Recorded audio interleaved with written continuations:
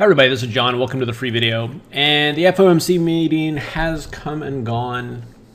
And what's interesting is that today's close is pretty close to where we were yesterday. We had a little bit of weakness. We shot up and then settled. And so the question really just becomes, obviously, what's next? What happens from here? And what happens, is this what's going on? That's always the question. So first, let's look at the key sectors, key commodities. The yen just keeps getting destroyed. One question I'm asking myself is that if the yen is getting destroyed and bonds are selling off hard, why isn't the stock market rallying harder? Which is a fair question. And let's look at the bonds here. And they also continue to sell off as well.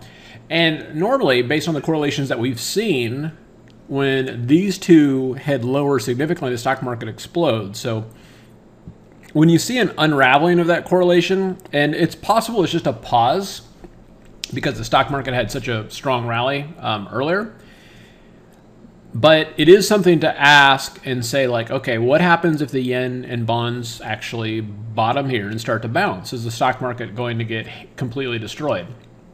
So if we come back here, first let's look at the S&Ps after hours. You can see they're pretty quiet. I would say that this is a bullish setup. I mean, we're trading above the key moving averages. We have a squeeze.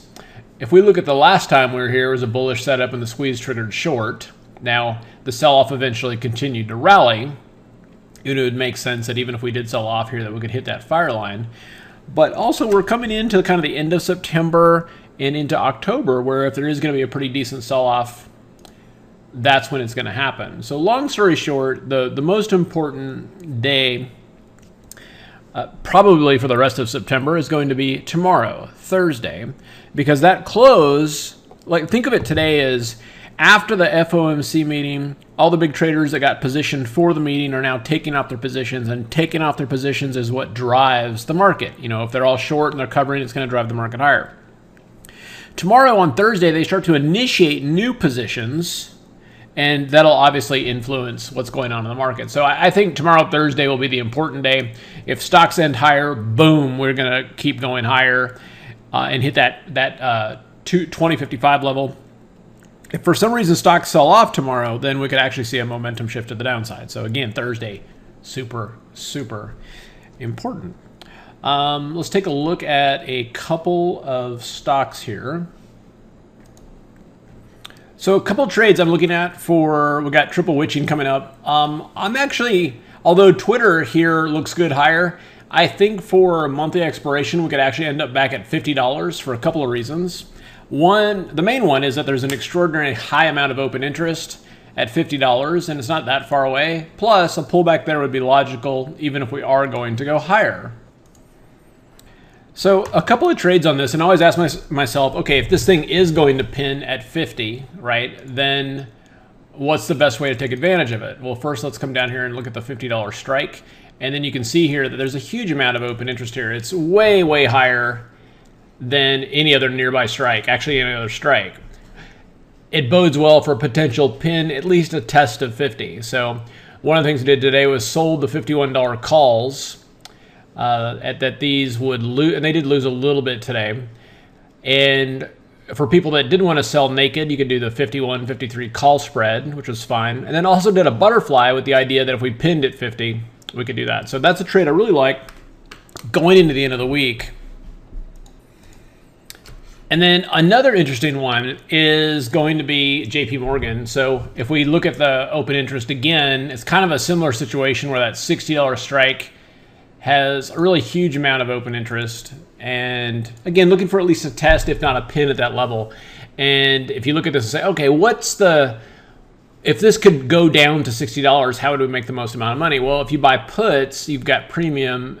So like if you bought the 60 half puts here for 43 cents, right? And it actually pins at 60. Well, guess what? Those are going to go to 50 cents. You make like 6 cents.